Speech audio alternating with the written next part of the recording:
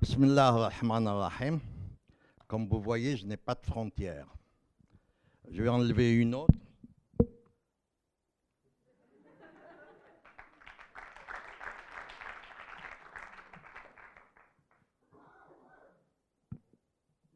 Écoutez, on vous a parlé toute l'après-midi des frontières. On vous a parlé des frontières matérielles, des frontières citoyennes. Il y a même quelqu'un qui a parlé des frontières de l'amour. Je veux bien. Et il y avait des frontières morales, politiques, ethniques. Vous voyez, moi, je vous propose d'oublier tout ça. Vraiment, ça n'existe pas.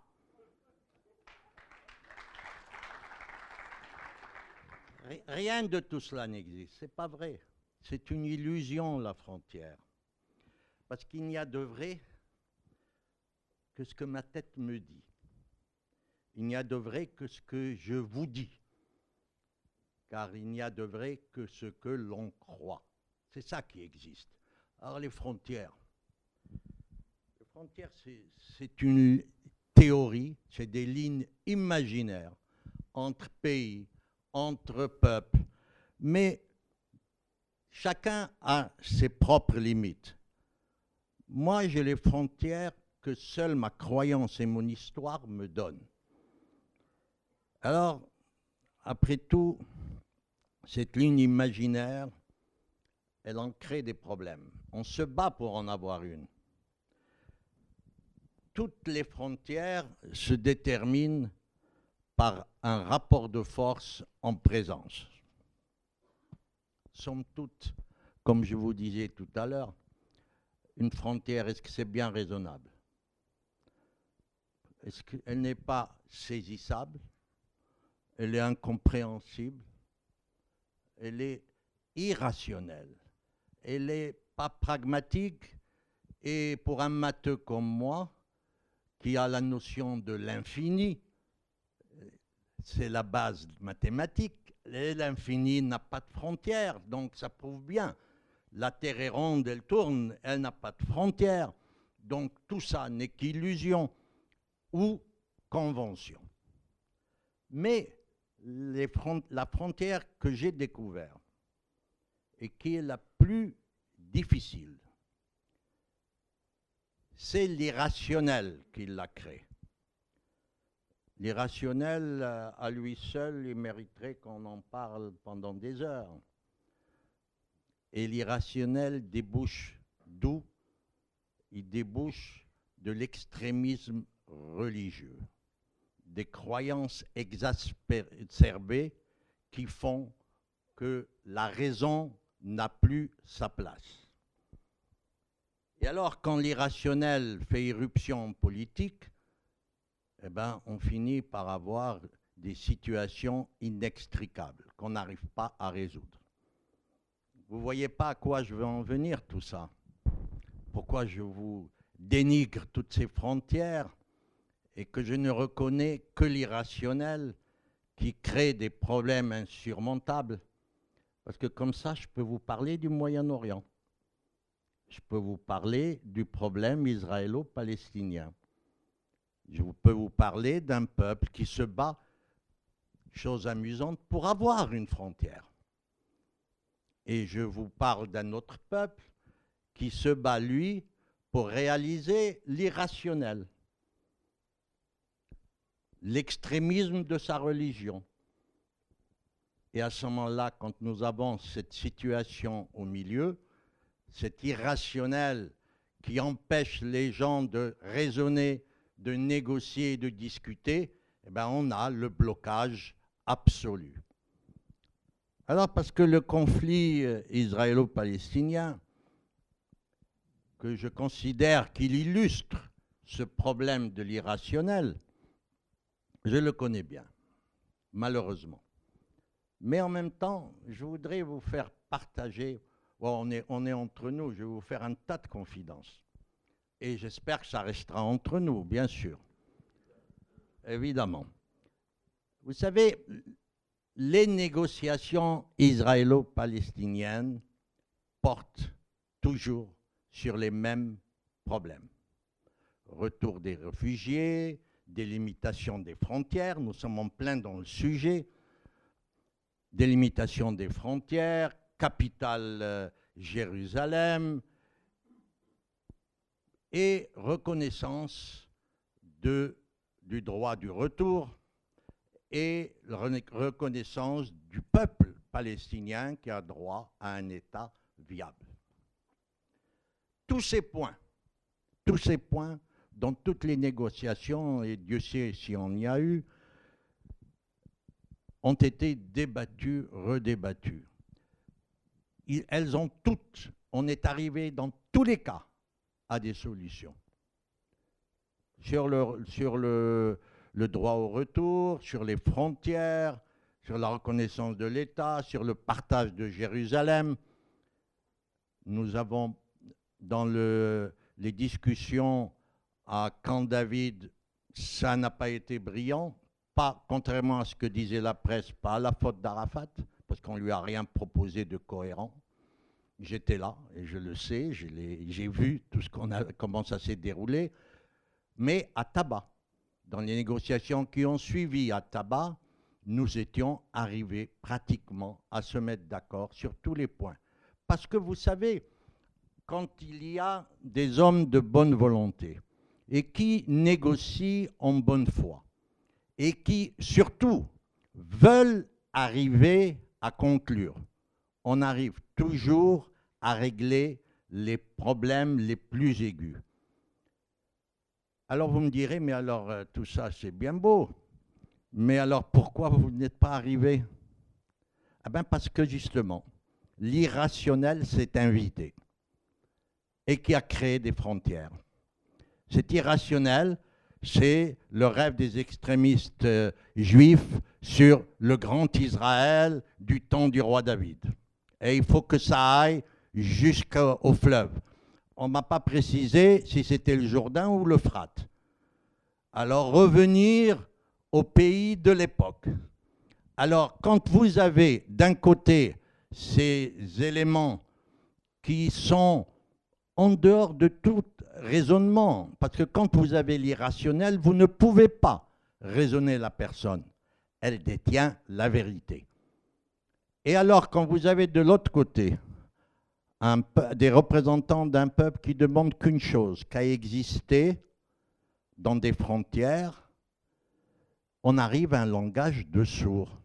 Parce qu'on dit, bon, alors vous voulez quoi? Vous voulez la question le droit de retour. On en discute, on arrive, on esquisse une raison, et quand on passe au suivant, on retrouve encore une autre raison, bonne raison de se mettre d'accord.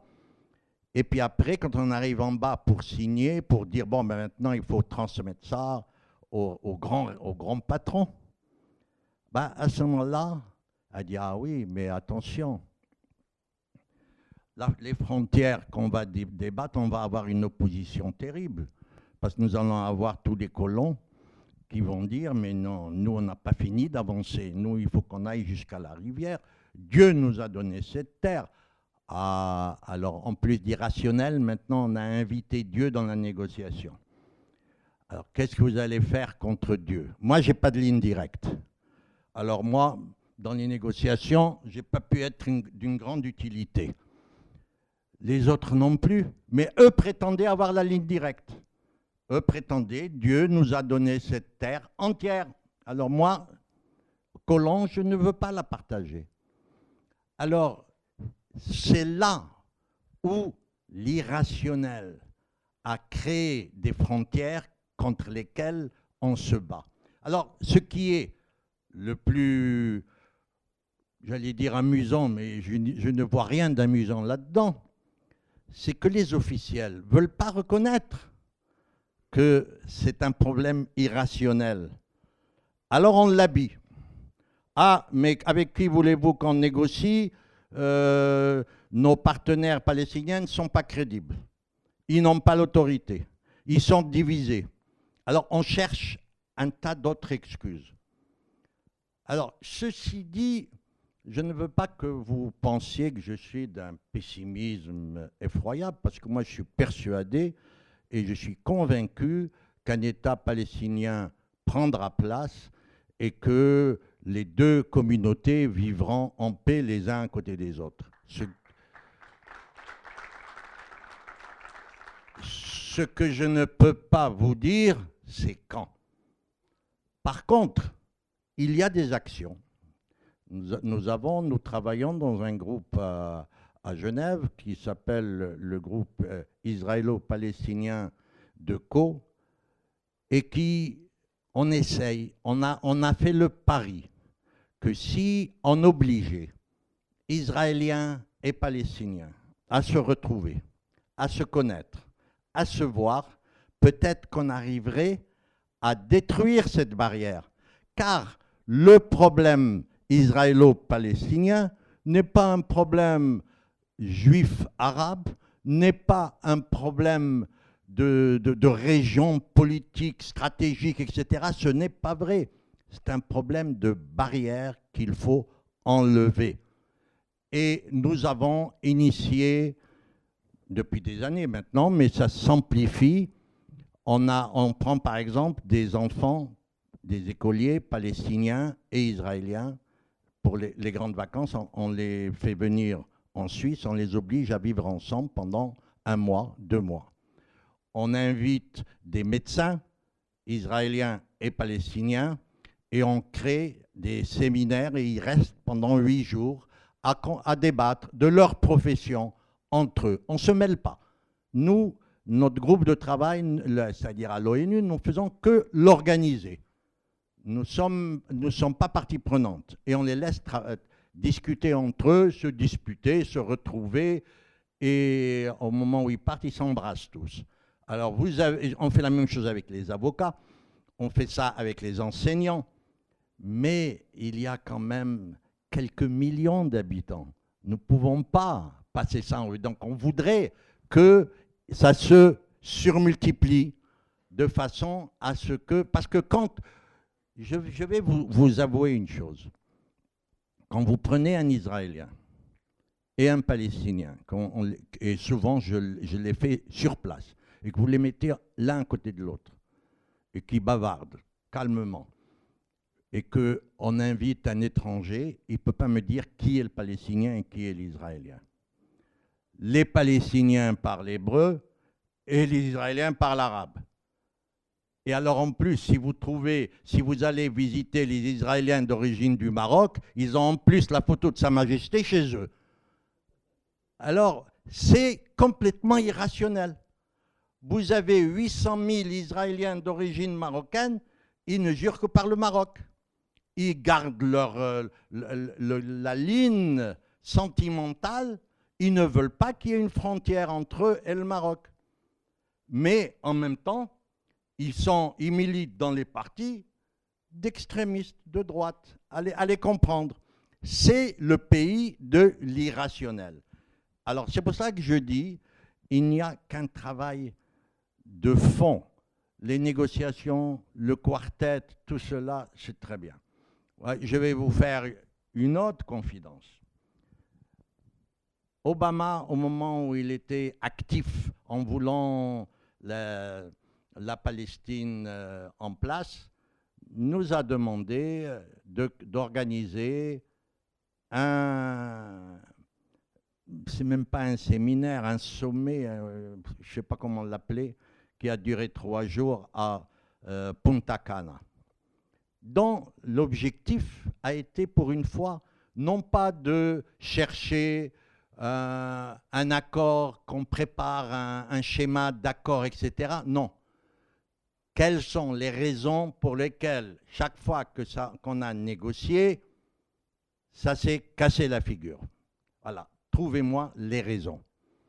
Alors, il y avait les Israéliens qui étaient là, il y avait les Palestiniens, bien sûr, il y avait les Jordaniens, il y avait la Ligue arabe, il y avait les Égyptiens, on avait des délégations de partout, très ouvertes, nous étions, et nous sommes restés en conclave, on était une 50aine, 3 jours enfermés pour analyser les ratages. Et j'ai été le rapporteur à la fin des 3 jours. on m'a désigné, on m'a demandé, écoute, tu vas faire la synthèse. J'ai fait la synthèse qui a fait pousser des hurlements aux Israéliens, des cris à certains qui n'étaient pas d'accord, parce que moi, je suis candidat à rien, je ne veux rien, je ne veux pas être président ni de la Palestine, ni d'Israël. Je leur dis, moi, je suis un docteur brutal, et je vous dis, voilà ce qui se passe. Alors, la première raison où ça se casse toujours la figure, c'est que les deux chefs d'État qui se sont succédés depuis l'assassinat de Rabin n'ont jamais eu un grand support public sincère pour la paix. Dans les deux, chez les Palestiniens et chez les Israéliens. Donc, des chefs d'État faibles. Deuxièmement, quand on fait un sondage chez les Israéliens, 80% veulent la paix. Quand vous les prenez à part et que vous leur parlez de cette paix, ils me disent, mais moi, faire confiance aux Palestiniens, mais ce n'est pas possible. Vous faites le sondage chez les Palestiniens, 90% veulent la paix. Mais quand vous leur dites, les Israéliens, ces voleurs, les arracheurs d'oliviers, ils détruisent nos maisons. Alors c'est ça qui nous a amenés à promouvoir ces contacts. Et tant qu'il n'y aura pas de chefs d'État qui aient un pouvoir politique réel, soutenu par une opinion publique pour la paix, nous n'arriverons pas, quelle que soit la décision, même si Obama décide il faut la paix, même si le quartet décide il faut la paix, il n'y aura pas de paix possible. C'est eux-mêmes qui peuvent la faire et personne d'autre. Alors, il faut arriver, donc, la conclusion que j'essaye de ressortir de tout ça, qui nous intéresse, nous, au Maroc, c'est que ne laissons pas, on va avoir des élections bientôt, ne laissons pas l'irrationnel prendre place dans la gestion de notre pays. Ne laissons pas l'irrationnel, l'extrémisme s'introduire dans la politique. Nous avons eu, heureusement, une nouvelle constitution qui interdit l'usage du politique, de la religion en politique. Mais il faut qu'on veille, parce que ça, la Constitution, elle n'est que ce qu'on en fait nous-mêmes. La Constitution donne des lignes, donne des cadres, et c'est à nous de les faire vivre et de les appliquer correctement. Alors, il faut qu'on fasse un barrage à l'irrationnel, et je vous demande de réfléchir sur l'exemple du Moyen-Orient, où deux peuples sont en train de souffrir depuis des années, principalement le peuple palestinien, parce que l'irrationnel s'est mêlé de la politique.